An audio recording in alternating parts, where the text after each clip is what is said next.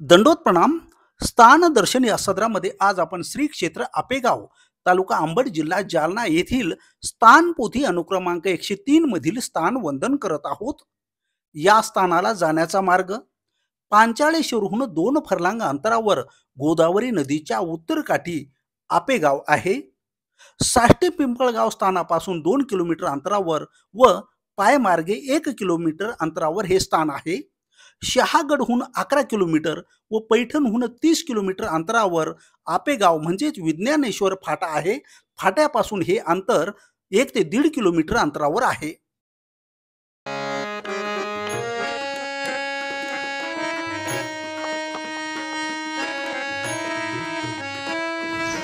आपण श्री क्षेत्र विज्ञानेश्वर येथील मंदिरातील स्थान वंदन करण्यासाठी आलेलो आहे. इथे आपल्याला पायऱ्या दिसत आहे.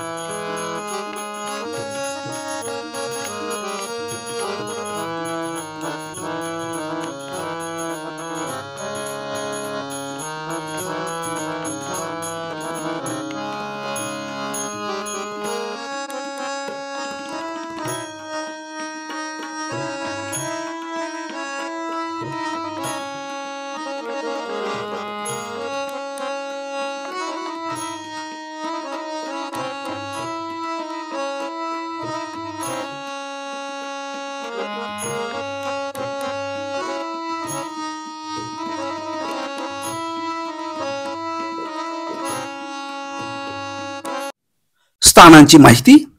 विज्ञानेश्वरा विडा वाहने स्थान हे स्थान आपेगावच्या पश्चिम विभागी गोदावरी नदीच्या उत्तर काठावर विज्ञानेश्वराच्या म्हणजेच महादेवाच्या पूर्वाभिमुख देवळात आहे. विज्ञानेश्वराचे लिंग नमस्कारी आहे.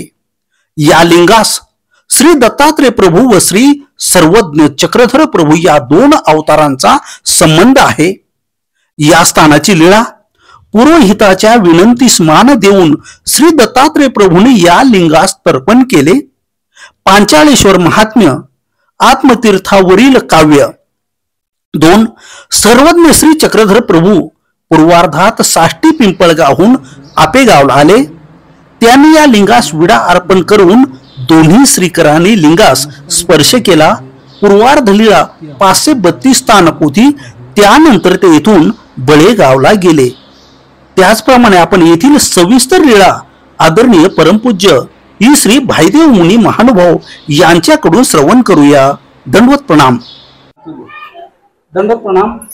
मी प्रभाकर पवार तथा पवार गुरुजी महानुभाव पंथस्थान दर्शन या सदरामध्ये आज श्री क्षेत्र विज्ञानेश्वर आपेगाव येथील स्थानावरती मी आलेलो आहे. तेथील स्थान बऱ्याच लोकांना स्थान दर्शन घडत नाही, पण परमेश्वराच्या कृपेने तेही स्थान दर्शन आपण घडवलेलं आहे. मी केवळ आदरणीय परमपूज्य भाईदेव मुनी महानुभाव आपल्याला विज्ञानेश्वराची लीळा श्रवण करायची आहे. सर्वज्ञ श्री चक्रधर स्वामी की सर्व अच्युत गोत्रे बंधू आणि भगिनी, त्याचप्रमाणे साधू संतांना दंडवत प्रणाम. आज आपण परमार्गसेवक माननीय प्रभाकर गुरुजी पवार यांच्या माध्यमातून विज्ञानेश्वराची लीळा बघत आहोत. विज्ञानेश्वर म्हणजे पंचाळेश्वराच्या जवळील ते गाव आणि अशा 5 ठिकाणी देवानी महादेवाच्या पिंडीला विडा वाहिलेला आहे. आणि याबद्दल अनेक नामधारक वासनिकांच्या मनामध्ये एक संभ्रमावस्था आहे, द्विधावस्थी अवस्था आहे की स्वामी श्री चक्रधर हे परब्रह्म परमेश्वर असताना त्यांनी ह्या देवतेच्या पिंडाला विडा का वाहिला, याचं कारण काय, आणि तिथं आपण जावं की न जावं. तिथं देव गेल्यानंतर भक्तांकरवी देवानी विडा मागवला तो विडा व्यवस्थित नसल्यामुळे देवाने पुन्हा मागवला की तो स्वच्छ आणा, धुवून आणा, आणि त्या देवतेला विडा वाहून देव पुन्हा तिथून बाहेर पडले. एवढीच लीला आहे, परंतु त्यात खूप मोठं मर्म साचलेलं आहे. हे आपण परमेश्वराच्या हेतूच्या अनुषंगाने समजून घ्यायचं आहे, जाणून घ्यायचं आहे. परब्रह्म परमेश्वर अवतार घेतो, सृष्टी निर्माण करतो आणि आपल्याला तमातून बाहेर काढून बोध देतो. हा सर्व याचा उपद्व्याप किंवा उद्देश, परमेश्वराचा ध्येय फक्त आणि फक्त या जीवाला या दुःखातून बाहेर काढायचंय, मुक्तीला न्यायचंय, स्वतःच्या आनंदाला पोहोचवायचंय. हाच उद्देश असल्यामुळे दुसरा कोणताही उद्देश नाही. परमेश्वर काय म्हणतात, तुमचा देव तो मी आणि तुमचा उद्धार करता तो मी, आणि अनेकांचा काय दुसरा.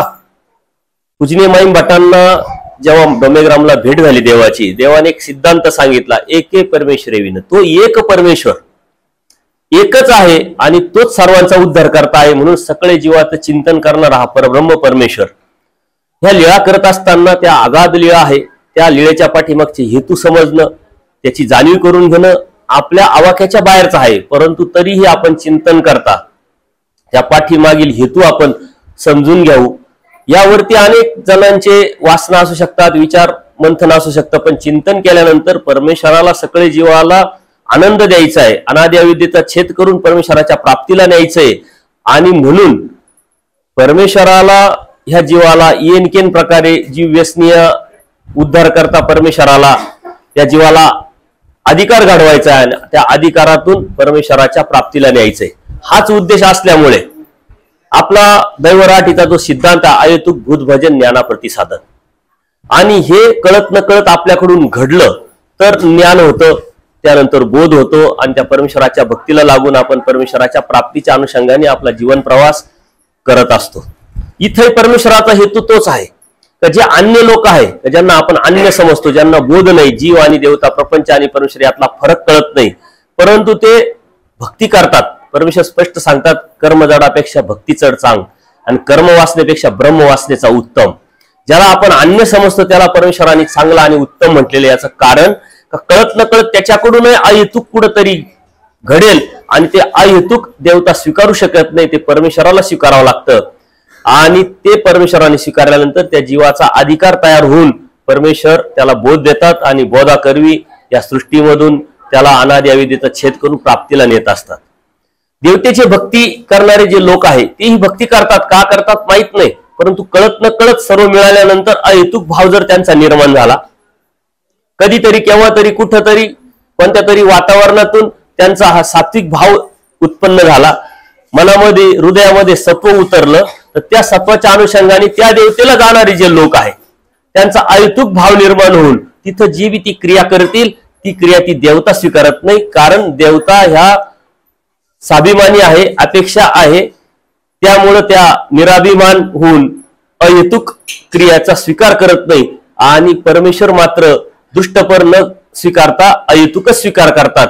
आणि म्हणून ज्यावेळेस कळत न कळत त्याच्याकडून अहेतुक भाव निर्माण होईल आणि तो क्रिया करील, तो अहेतुक भाव त्याची ती क्रिया ती देवता न स्वीकारता परमेश्वराकडे पोहोचेल, आणि त्या परमेश्वराने ती स्वीकार केल्यानंतर कोणाला तरी निमित्त करून परमेश्वर त्याला बोध देतात.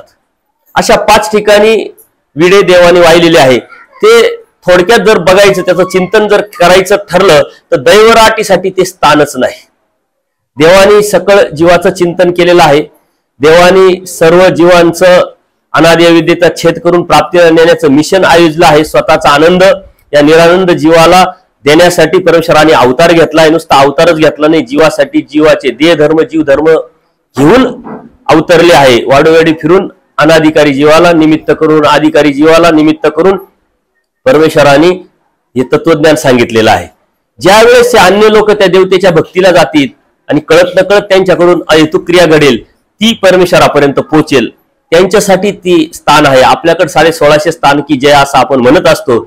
अनेक स्थान आहे आपल्याला उपलब्ध, का ज्या स्थानावरती आपल्याला जाता येतं, स्मरण चिंतन करता येतं, ती लीळा आठवून परमेश्वराला आळवता येतं, आर्तता रूप प्रार्थना करता येते. ते स्थान सोडून ह्या स्थानांचा आपण हट्ट धरलाच नाही पाहिजे, कारण ते आपल्या ठिकाणी आपल्या ताब्यात नाही. तिथं जाऊन देवतेचे कार्य केलेले जातात, तिथं पुजारी असतात, त्यांना अडचण होते, आणि म्हणून आपण तिथं जाण्यासाठी कोणत्या प्रकारचा हट्ट धरू नये. हा, काही असे स्थान आहे जिथं जाऊन आपल्याला डोकं टेकावता येतील, माथा टेकावता येतील, तिथं जाण्याचा जर प्रयत्न केला आणि जाता येत असेल तर नैसर्गिकरित्या जावं, हरकत नाही, परंतु तिथं जायलाच पाहिजे आणि मग ते स्थान केलंच पाहिजे असा हट्ट न धरता ते स्थान आपल्यासाठी नव्हे, अनेक स्थान आपल्यासाठी आहे, त्याचं संवर्धन करा, त्याचं चिंतन करा, त्याचं मनन करा, तिथली लीळा आठवा, तिथं जाऊन आपण जे बी क्रिया करायची ती करा, ती परमेश्वरापर्यंत पोहोचेल. आणि तीही करत असताना ती अहेतुक केली तरच ती पोहोचेल, अन्यथा तिथे जाऊन हेतुकपणे दृष्टपर केली तर तीही परमेश्वरापर्यंत पोहोचत नाही. कारण स्थानाच्या ठिकाणी माया मुख्य असते आणि कृपा अनुषंगिक असते. परत त्याच पद्धतीने जर आपण बघितलं, प्रसादाच्या ठिकाणी कृपा मुख्य असते, माया अनुषंगिक असते. तिथं सुद्धा दृष्टपर भक्ती करत असताना जर आपण तिथं स्मरण चिंतन केलं, भजन केलं तर ते सुद्धा त्या मायादेवतेपर्यंत पोहोचतं. अज्ञानाशी माया संबंध, परमेश्वरांनी सांगितलेलं तत्वज्ञान अत्यंत स्पष्ट आणि पारदर्शक आहे. ते जाणून उमजून आपण करायचं असतं. आपण करायचं म्हणून करायचं ना अंदाजाने करायचं, इथली ती भक्ती नव्हे, ही ज्ञानवाचक भक्ती आहे.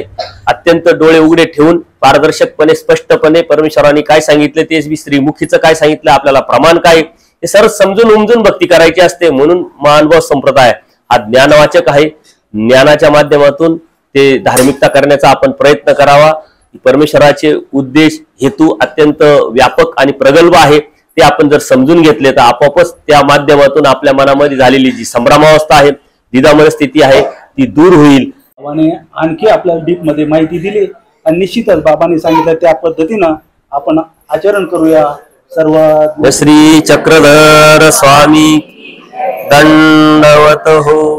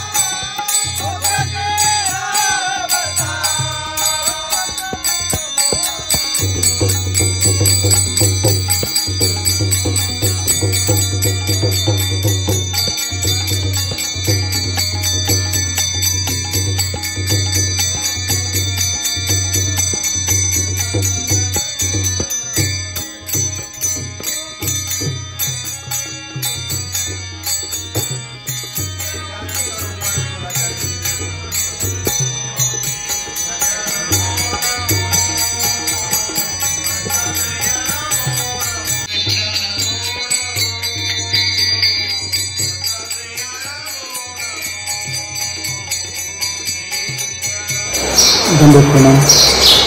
श्री क्षेत्र विज्ञानेश्वर मंदिर या ठिकाणी स्थानासाठी आलो. हे दुसरे स्थान वंदन हे आपल्याला घडवत आहे. केवळ सर्वज्ञ श्री चक्रधर स्वामींच्या कृपेमुळे हे स्थान मी आपल्याला घडवू शकलो. दंडप्रणाम.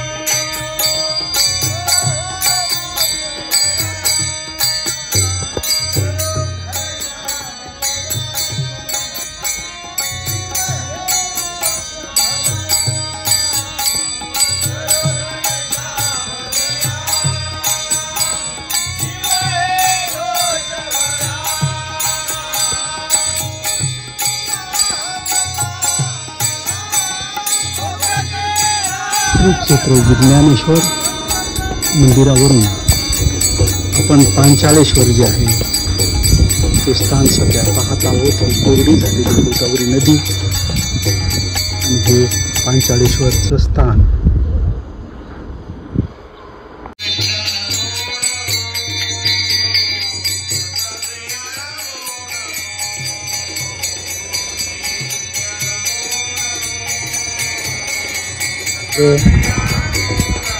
विज्ञानेश्वर मंदिर या ठिकाणी गोदावरी नदी आणि श्री क्षेत्र पांचाळेश्वर हे आत्मतीर्थ आहे, ते वंदन करण्यासाठी आपण आलेलो आहोत.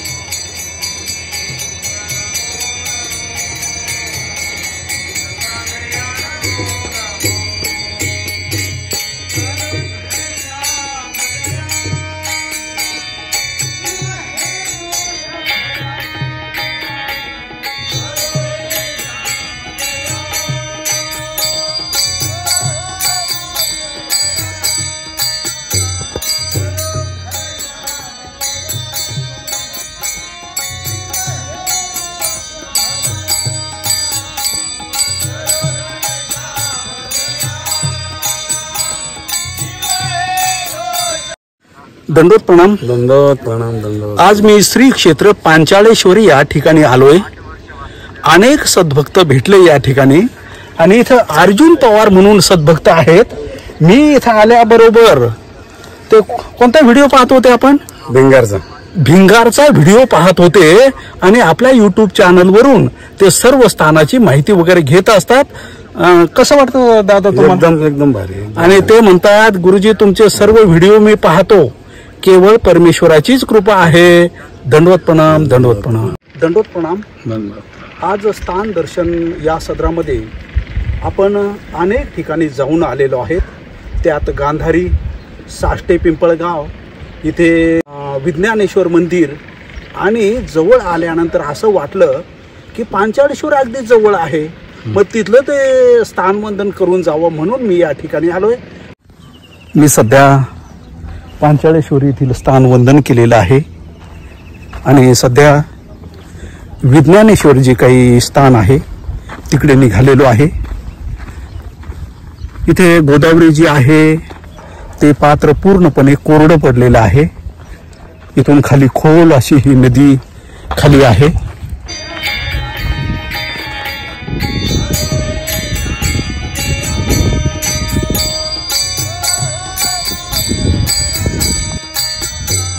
इथे नदी आपल्याला दिसत आहे. मी गाडी इथपर्यंत आणलेली आहे. दंडोत प्रणाम.